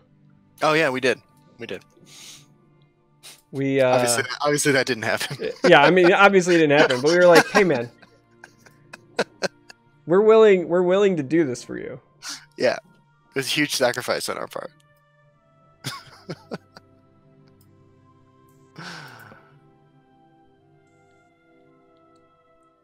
Now I want to break the NDA. Yeah, don't do it, Justin. Let's move on. What would you have made? I mean, if we'd been given the go-ahead, it would probably have depended on. There were some talks back and forth about things and parameters and whatever. I'll just say it depends. I know that's not the answer you wanted to hear, but it depends. I mean, I've been posting custom cards on my Twitter periodically for quite a while. Yeah. To be fair, I also do all that, like, well aware of their complete lack of balance. I mean, I used to do that series called The Forge on YouTube, and it was one of my favorite things to do. And I will say publicly that card ideas haven't stopped. I've just been writing them all down and putting them someplace because of reasons. And if one thing or another thing goes this way or that way, I might bring that series back. I'm just kind of waiting to see how some things flesh out. But yeah, I'm not short on card ideas. In fact, I have a bunch more I need to add to that list because I found more notes. But I have seen this list, right? Yeah, you've seen it. Yeah, I like this list. It's actually like a giant spreadsheet. Yeah. I mean, like, would you, like, no, you wouldn't do it any other way. No, of course not. Yeah. This is Charmer we're talking about. Yeah. Also, just something to look forward to. I am still tracking my stats, and there will be a year or two of the Ring of Magicka in review. So for those of you who found the first one interesting, when I do the second one, I'll look at the entirety of 2018, and then I'll also do like a compendium of like what does it look like when I put 2 years worth of data together as well. So spoiler alert, not a lot's changed. The only thing that's changed is I've been a better player. Even though I played a lot less this year than I played last year, my win rate is significantly higher. But yeah, not a lot has changed in terms of distribution, but I am going to do a follow-up video to that. Sweet. Somebody says more treasure hunt cards, please. Yeah, I think there's a couple of different ways you could do treasure hunt in a really interesting way, personally. Yeah, I want more treasure hunt as well. And not even just... I think you could put one card with treasure hunt in a set and it'd be fine. Yeah, and I was going to say... not even just treasure hunt, but cards that interact with treasure hunt. So like one of the ways that you can support existing mechanics is not necessarily printing a card that has the mechanic on it. Like you can support treasure hunt by maybe printing an item that says, if this is drawn, this counts as any missing treasure hunt thing at random, right? So like, or you could have an item that when you draw it, also draws you a support card. Sure. Yeah. That too. Yeah. You can do you could do things that say like if this is if this get an item that's like if this gets buffed by treasure hunt, give it an extra +2/+2 instead or something as well, right? Like there's all sorts of ways that you can tackle that stuff. Mm-hmm.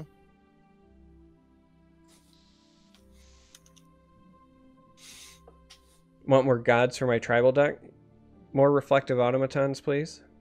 God tribal.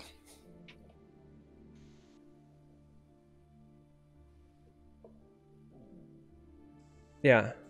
You gotta know, God tribal feels like the punchline. Right. I was like, where do you even go from that? Yeah, that's just how it is. You could run like a support card and call it like Mount Olympus. Buff all your god cards or something. I like it. But then I feel like I'm playing hot garbage. Hand of the Gods. What do you think? I mean, like, so obviously there are myriad differences between Artifact and Hand of the Gods. Yeah. However, right, there's always a chance that something fails, right? And the business model for Artifact is so significantly different than like any of the other popular card games out there. Mm-hmm. What do you think? I mean, like, do you think there's a chance? Do you think there's a chance that Artifact fails? Fails? No. Fails to generate the profit necessary to maintain the game, given the incredible amounts of money that's being spent on it right now. I guess is the way I want to look at it. No. And here's why. Even if it doesn't have a massive player base, right? Even if it is half of Hearthstone, a quarter of Hearthstone, Yeah. right? None of that matters because their profit is actually, in my opinion, the majority of their profit isn't even going to come from people like outright buying packs. I know that's the sore spot on the economy model for that game that everyone talks about. They're like, I don't want to buy packs and that model is antiquated and blah, blah, blah. They're going to make the majority of their money from three other areas.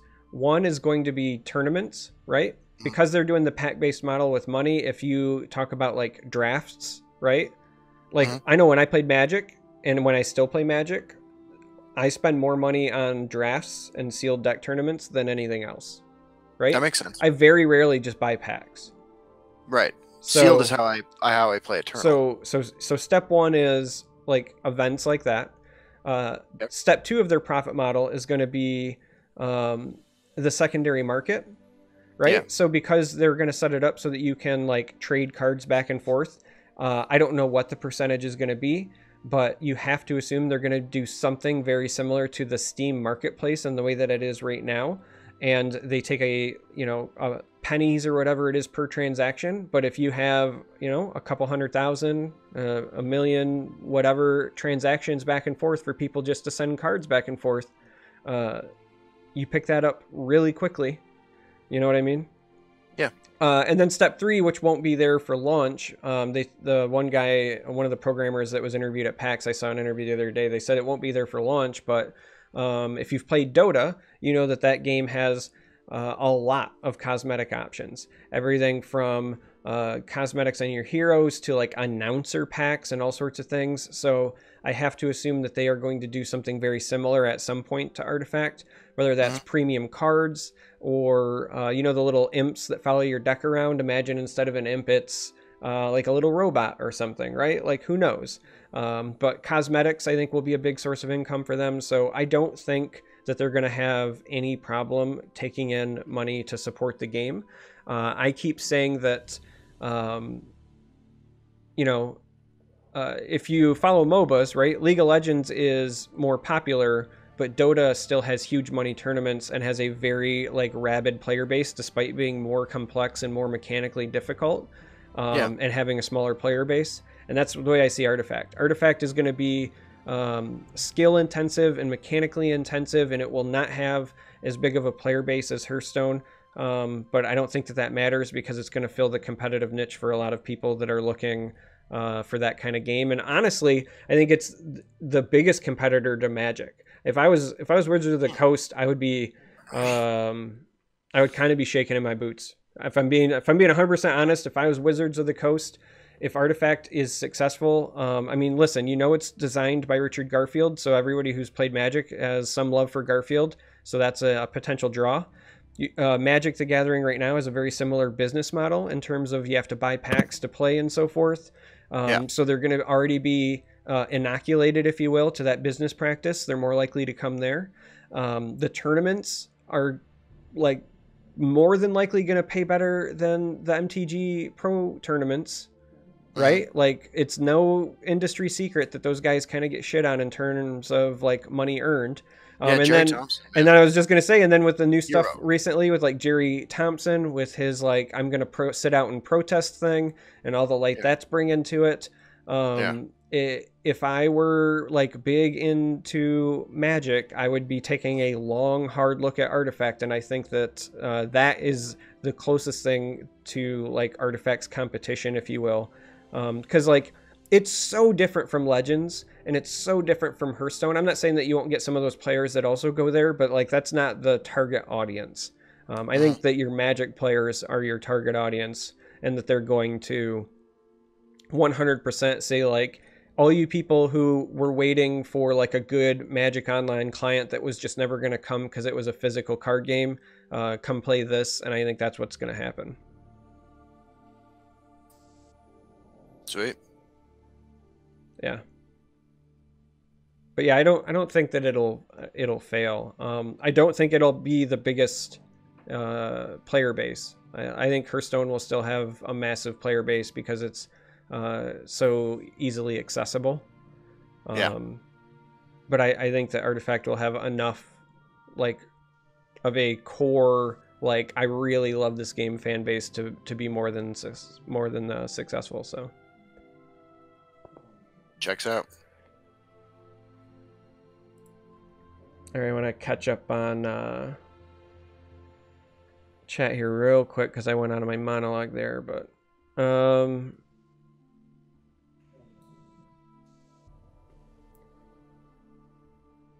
yeah, a couple of people are saying like going to be the CSGO of card games. Yeah, I think that's also probably fair. Malibu Barba says they can probably crowdfund Artifact tourneys like they do the International. Yeah, I fully expect them to do that. They've already announced that Q1 of 2019 they've got a huge tournament coming anyway, so like that one obviously Valve is footing the bill for, but after that I fully expect them to crowdfund all the big ones. And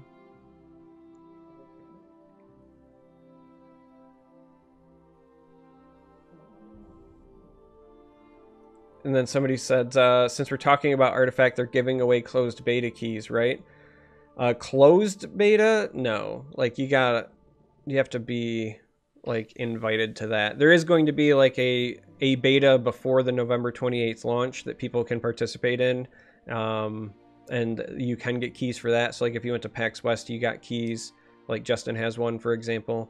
I do have a beta key. Yeah. So there is going to be that, but for the closed beta right now, that's still pretty heavily covered by NDA. They've recently like slightly laxed their stuff, so like the people who are in the closed beta are now allowed to say they're in the closed beta. So like I can say publicly I'm in the closed beta. The people who are in the closed beta can say things like, that they enjoy it and talk vaguely in terms of anything that has been shown publicly. So like I can give thoughts and reactions and things like that.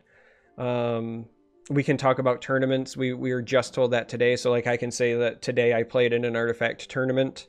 It was a draft tournament and I had a lot of fun. But there's still a lot of stuff we cannot say under NDA. But they did give us a little bit of slack on the leash recently. So yeah.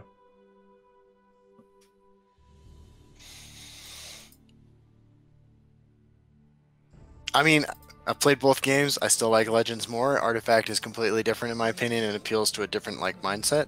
Yeah. And I plan on playing both. So Yeah, I'm in the same boat. I plan on playing both. I'm going to cover both. I love them both, and for completely different reasons, because they do play so differently. Yeah. Um, somebody wants to know your thoughts on Slay the Spire some more. I honestly think it's the perfect game. For what it is. Like, you can make a perfect game a million different ways, as long as it does what it tries to do perfectly. I think Slay the Spire is the perfect game. I can't stop fucking playing it. Like, it's just so simple, so complex, so deep, so infinitely interesting. It's everything I like about Clank without having to like play with anybody else. Like I had no idea that deck building games existed like this until I played Clank, and I had no idea they existed on PC until I bought Slay the Spire a couple days ago. Because I live in a fucking bubble. Yeah. If you like deck building games, some other ones that you might want to consider checking out, Justin, are Yeah. like um, Dominion is pretty cool, but then there's also this one called Ascension, where you also like fight monsters. And I can tell you, I've played like hundreds of hours of like the tablet version of Ascension. Ascension is and it's a PC game. I think you can get it on PC. It's also on like tablets. It's a deck building game, and there's like a ton of expansions for it. But I really liked Ascension. Do you have to play against real people? You don't have to. You can play against bots, but you can also play with like friends. So like when I was playing it a lot on tablet, on lunches at work, it would be like me, my buddy Adam, and Mark, and we would all have like a tablet and connect locally and just play that way. Yeah. Oh, I'll check it out. I just Googled it. I have multiple tabs up now. Couple questions about Slay the Spire. Malibu Bars asks, "Do I plan on streaming it?" We maybe, yeah. I mean, I'm terrible at it. Like, I have fun. I've slain the Spire a few times now, but yeah, I could do that someday. My favorite character, I have to admit, all my success has been with the barbarian guy, the warrior dude. But the one I've enjoyed the most is the lady with the poisons and the shivs and stuff. And what is Slay the Spire? Slay the Spire is a $15 game where you try to beat all these. You do a dungeon crawl, and every time you win a battle, you add a card to a deck that you shuffle in over and over and over again. And so every adventure is different. It's fun. The novelty factor is high, and I'm frankly all about novelty. What? I know.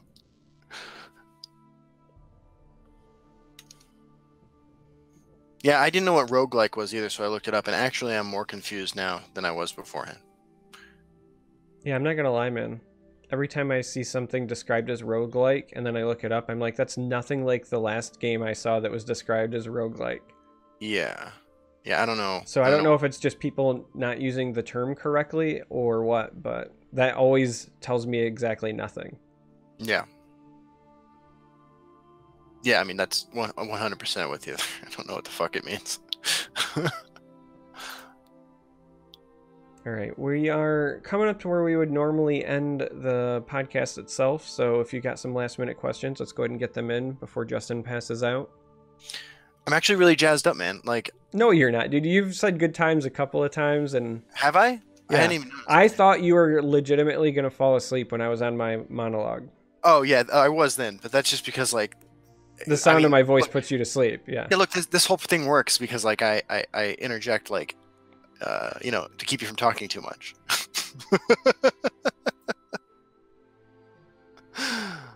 Good times. Good times. No, you know what though? Doing doing an episode with you again has made me really miss doing the qualifiers, man. That was a fucking thing of beauty. It really was. It really was. I think it goes without saying that the Master Series will return at some point. Yeah, I just hope it's you and me again. Yeah, during the Bethesda stream, they were talking about how successful that was, and that's always great to hear, you know? Yeah, absolutely. You know, I read that Red Bull Esports article about how, like, we are the game they think is closest to having, like, a vibrant competitive scene. And I have to admit, like, I felt a little bit of pride that, like, I had a small part of something to do with that, you know? It was cool. Yeah. Zenkarn asks, how hard is Artifact going to be if somebody wants to get good? That's gonna. I'm not gonna sugarcoat it. It's got a pretty high skill ceiling. You can You know, definitely. so does Legends though. Like, let's be real here for a second. Legends does, but I think that the gaps between a bad like a middle of the road, a good, and a great player in Legends are smaller gaps than what I imagine it will be for Artifact, just because there's a lot more room to make mistakes in Artifact. Legends, every now and then, like we've all been there, right? Like we've been like, hey, I see my opponent and they've made like 3 play mistakes in a row, but just because of the way things go, like they're still going to win.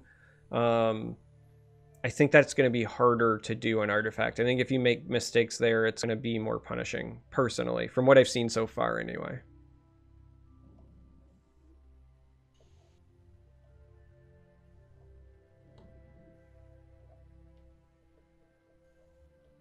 Somebody wants to know if you have any Elder Scrolls Legends 6 theories.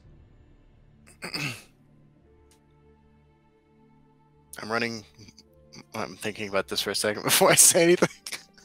I think it will be... I'm going on a limb. Yeah. I think it will be the 6th game in the primary franchise. I'm super excited to play it. I'm more excited for Starfield. I've always wanted to play an open world Skyrim type game in fucking space.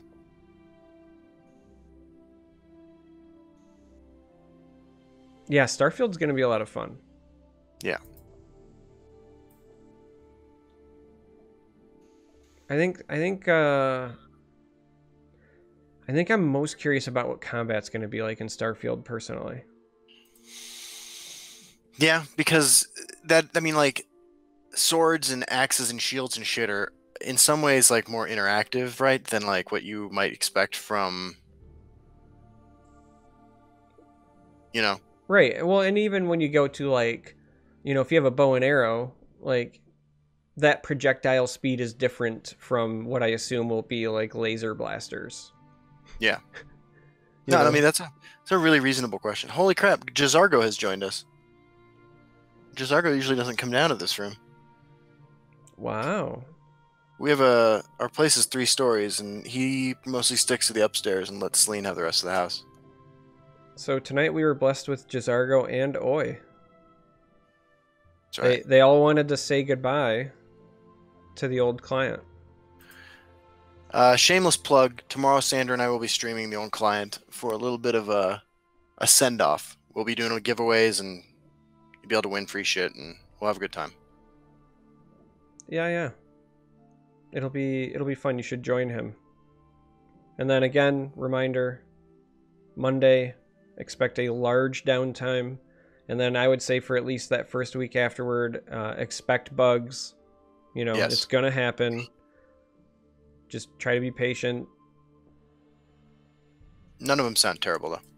I mean, the ones that we know about, but... Yeah. I look forward to... actually, that's another thing I got to do is reanimate General Tullius. Oh, right, because hopefully that will be fixed. Right. Hopefully that'll... It almost makes me want to try running like a mid-range spell sword that just also runs necromancers. Yeah, but you could play Redoran.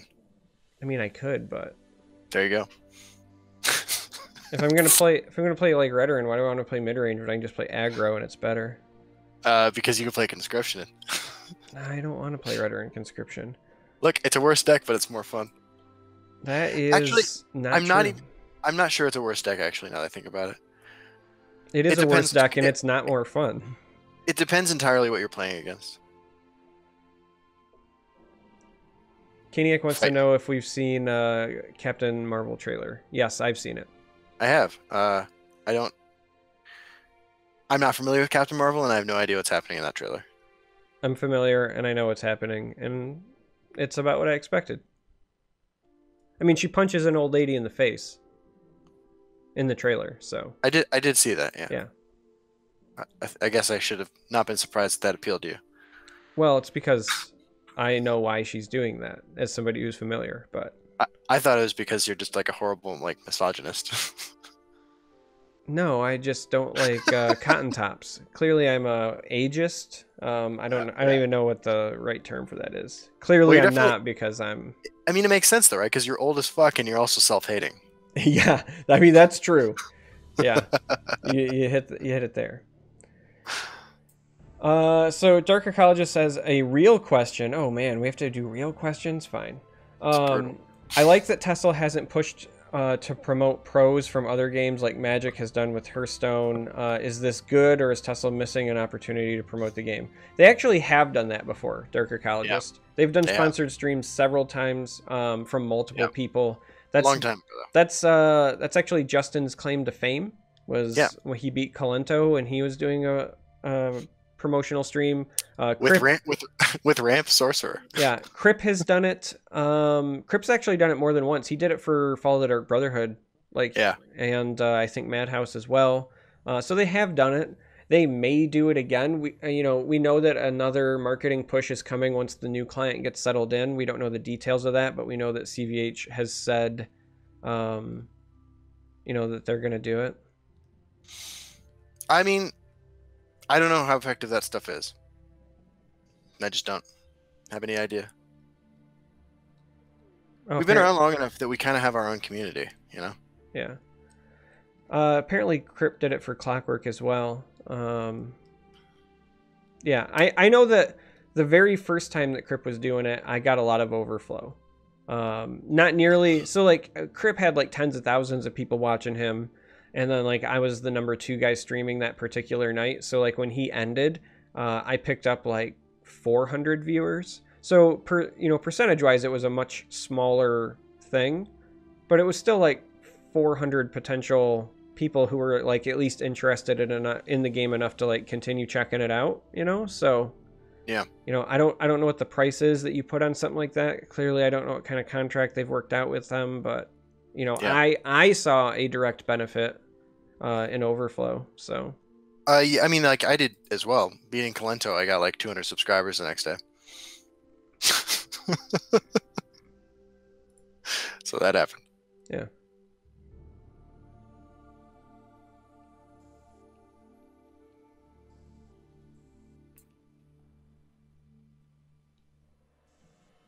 Any final questions before we wrap that up? Last chance.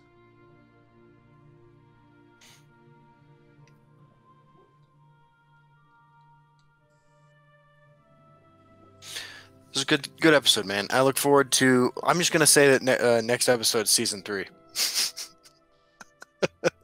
Somebody says other good Khajiit to name cats after. Yeah, easily. Maik, 100%. It's the best Khajiit. We thought about that too. Zenkarm, Valve should pay Charmer to stream Artifact as a promotion. I mean, they're not paying me, but they I'll get to do some cool stuff in the future. So stay tuned. But no, we don't get paid for it.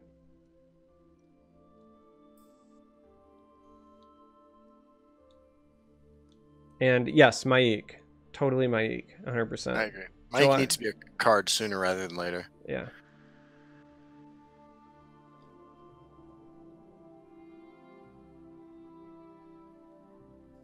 All right. Well, this was fun. This was good. This was a good episode. This is our last Yeah. last podcast on the client, man. Saying goodbye to the old client. Saying hello to a new era. I mean, like, there's no other way to put it. This is a new era. Yeah. Also, next week, you heard it here first. You heard it tonight. Trader Joe going to be our guest. Trader Joe. Reach out to Derek because I fucking can't schedule for shit and I'm super irresponsible. Yeah. You can DM me on Twitter, send me something on Discord, send me smoke signals, whatever. Mm-hmm. Carrier pigeon. Ooh, that's old school. I love how before that I said send smoke signals, and then I say carrier pigeon, and you're like, ooh, old school. Yeah, that's true. That's fair. All right, guys. I love you all. Yeah, love you guys. See you on the ladder. The brand new fucking ladder. The What? new Whoa! ladder. Whoa!